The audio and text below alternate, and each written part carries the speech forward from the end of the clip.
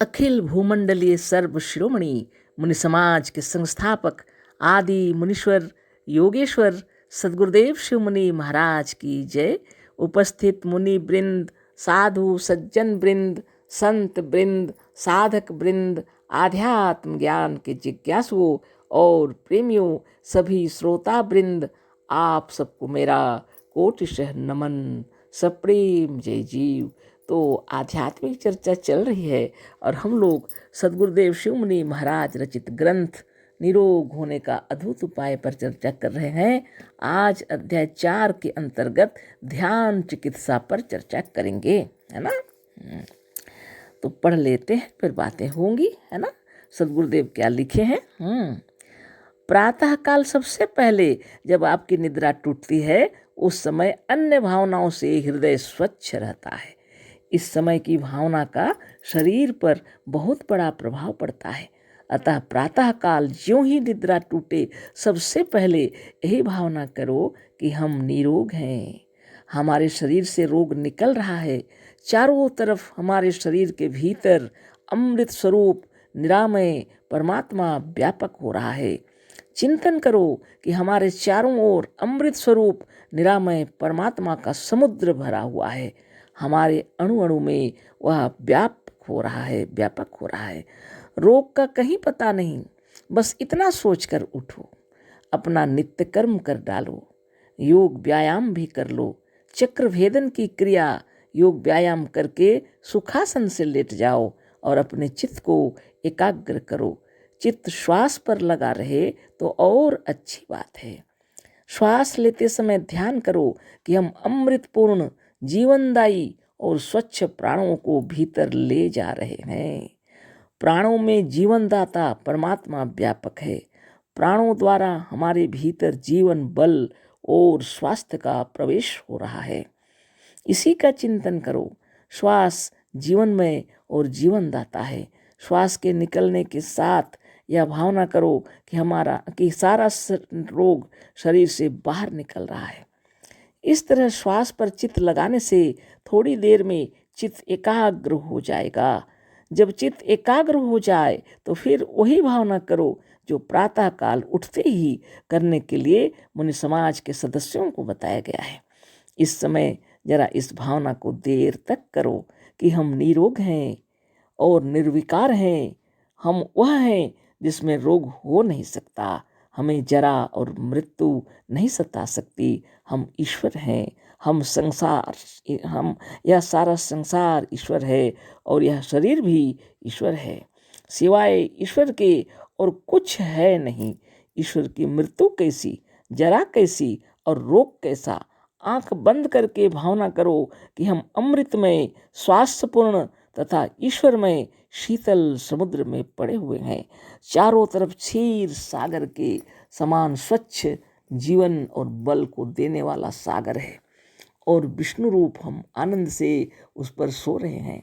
भावना करो कि हम शिव रूप हो गए और हमारा रोग दूर हो गया।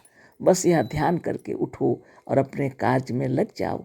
स्वच्छ वायु जिससे मन प्रसन्न हो वही हितकर है। स्वच्छ जल पियो और जिसे तुम खाना चाहते हो खाओ। खाने में अच्छी चीज वही है जिसके खाने से तुम्हारी आत्मा पूर्ण रूप से संतुष्ट होती है।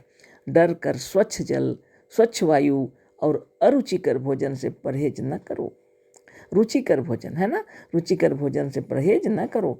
डरो मत, तुम रोगी नहीं हो। डर कर तुम जीवनदायिनी वस्तुओं से परहेज करते हो। ऐसा करने से रोग और बढ़ जाता है। दृढ़ जान लो कि हमारे में रोग नहीं है। जिसे रोग कहते हैं वह रोग नहीं है। सदगुरुदेव शिव मुनि महाराज की जय। तो ये है ध्यान चिकित्सा लिखे हैं। पूरा हम पढ़ दिए, इतना ही लिखे हैं, लेकिन इसमें गहराई पर उतर जाना है आपको। आप जितना ध्यान करेंगे उतना ही आप अपने आप में महसूस करेंगे इसका फल, है ना। पढ़ तो लिए, अब चर्चा कर लेते हैं। सदगुरुदेव कह रहे हैं, कितनी खूबसूरत बात है यह। प्रातः काल, सुबह के समय सबसे पहले जब आपकी नींद टूटती है, निद्रा टूटती है, सब सुबह सबसे पहले जब आप बिछावन में हैं, है ना, कई बार चर्चा कर चुके हैं, फिर भी देखिए, है ना, इन्हीं बातों को लेकर के तो ध्यान करते करते अनुभव भी हो गया। प्रातःकाल सबसे पहले जब आपकी निद्रा टूटती है, उस समय अन्य भावनाओं से हृदय स्वच्छ रहता है।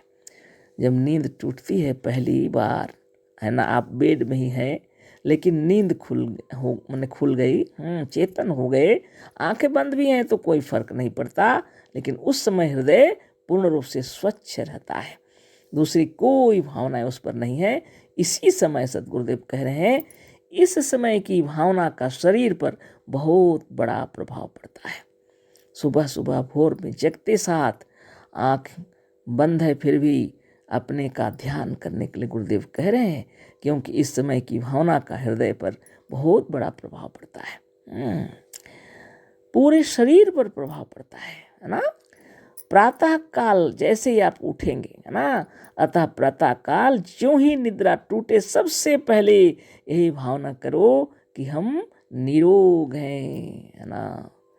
हमारे शरीर से रोग निकल रहा है, चारों तरफ हमारे शरीर के भीतर अमृत स्वरूप निरामय परमात्मा व्यापक हो रहा है।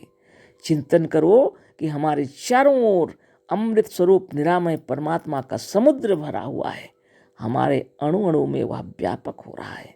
रोग का कहीं पता नहीं, बस इतना सोचकर उठो, अपना नित्य कर्म कर डालो, योग व्यायाम भी कर लो, चक्रभेदन की क्रिया योग व्यायाम करके सुखासन से लेट जाओ और अपने चित्त को एकाग्र करो। तो इस तरह की बात है। सवेरे जगने से ध्यान करके अपने को शुद्ध और निर्मल है ऐसा विचार करते हुए जग जाइए, है ना।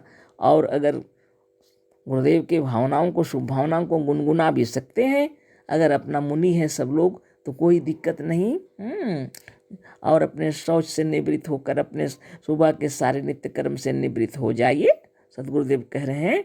और उसके बाद में अपना चक्र भेदन योग साधन जो कुछ है विधि पूर्वक कर लीजिए।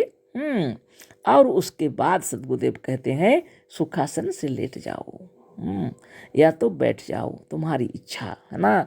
चित्त श्वास पर लगा रहे तो और अच्छी बात है। ध्यान एकाग्र कर लेना है, सुखासन से लेट जाने बोल रहे हैं गुरुदेव। चक्रभेदन की क्रिया योग व्यायाम करके सुखासन से लेट जाओ, सीधा उतान लेट जाना है, ढीला बदन सुंदर, है ना। और उस पर ध्यान अपने चित्त पर लगा देना है ना, श्वास पर लगा देना है। और ध्यान श्वास पर रहे और अच्छा से ध्यान करते रहिए। श्वास लेते समय ध्यान कीजिए कि सारे शरीर में अमृतपूर्ण जीवनदायिनी प्राण शक्ति भीतर आ रही है ना। और प्राण जब श्वास जब बाहर निकल रहा है तो ये प्राण शक्ति सारे विकारों को लेकर के बाहर जा रही है और शुद्ध होने के लिए, है ना। बारंबार इसी का ध्यान करना है। प्राणों द्वारा हमारे भीतर जीवन बल और स्वास्थ्य का प्रवेश हो रहा है। शरीर का किसी जगह अगर तकलीफ है तो प्राणों को उधर ही ले जाइए, जहाँ कुछ पीड़ा है उधर ही ले जाइए। कोई भी तकलीफ क्यों ना हो, कैंसर ही क्यों ना हो, है ना, निरामय हो जाएगा शरीर, है ना। उनके अणु अणु परमाणु परमाणु स्वस्थ हो जाएंगे, है ना। जब ध्यान करना शुरू कर देंगे अणु अणु स्वस्थ हो जाएंगे, है ना। शरीर निर्मल और निरामय हो जाएगा। श्वास जीवनमय और जीवन दाता है, गुरुदेव कह रहे हैं। ये जो श्वास है वह जीवनमय है और जीवन दाता है ना। अब बताइए, सदगुरु जो बताए हैं सबसे सूक्ष्म क्या है? आत्मा है। सबसे सूक्ष्म मने, इससे सूक्ष्म दूसरा कुछ भी नहीं है। सबसे सूक्ष्म आत्मा है और आत्मा से जरा सा स्थूल मन यानी चित्त यानी चेतन, उसको भी आप महसूस कर सकते हैं।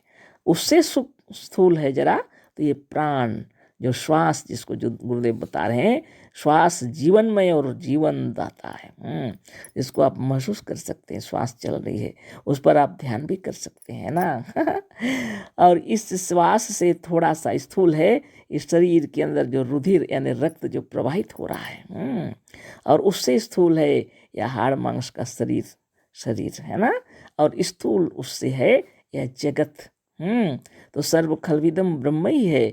लेकिन हम लोगों की गलती कहाँ पर हो जाती है कि हम लोग रोगी समझते हैं खुद को, जबकि हम लोग रोगी नहीं हैं। 24 घंटा है ना, आप सोए हुए हैं, फिर भी शरीर में प्राण शक्ति हमेशा कार्य करते रहती है ना। श्वास जा रहा है, आ रहा है, शरीर को शुद्ध और निर्मल बना रहा है। आप तो भोजन करके सो गए, चाहे जागे या दौड़ कूद कर रहे हैं, लेकिन इस सारे कार्यकलाप जितने शरीर के अंदर हो रहे हैं, शुद्ध रक्त तैयार हो रहा है, खराब जो अणु परमाणु है उसको हटा रहे हैं, रक्त की कोशिकाएं निर्मल हो रही हैं, शुद्ध हो रहा है, सब कार्य चल रहा। इसी वक्त आपको ध्यान लगाना है श्वास को। जब ध्यान लगा रहे हैं, सारे विकार निकल कर चले जा रहे हैं, प्राण शक्ति उसको लेकर जा रही है और फिर वहाँ से आ रही है शुद्ध रूप लेकर के जीवनदायिनी शक्ति शरीर में प्रवाहित हो रही है। हमारा शरीर का रोम रोम खिल उठा, निरोग हो गए हम, स्वस्थ हैं हम, मेरे शरीर में रोग है ही नहीं। ये भावना आपको करना है ना। इतने सुंदर तरीके से बतला दी है सदगुरुदेव, है ना। इस समय जरा इस भावना को देर तक करो, है ना। गुरुदेव क्या कह रहे हैं, इस तरह श्वास पर चित्त लगाने से थोड़ी देर में चित्त एकाग्र हो जाएगा। जब चित्त एकाग्र हो जाए तो फिर वही भावना करो जो प्रातः काल उठते ही करने के लिए मुनि समाज के सदस्यों को बताया गया है। निरंजनो हम जगदीश्वरो हम, या तो हम हैं अमर निरोग हैं, हम सर्वशक्तिमान हैं।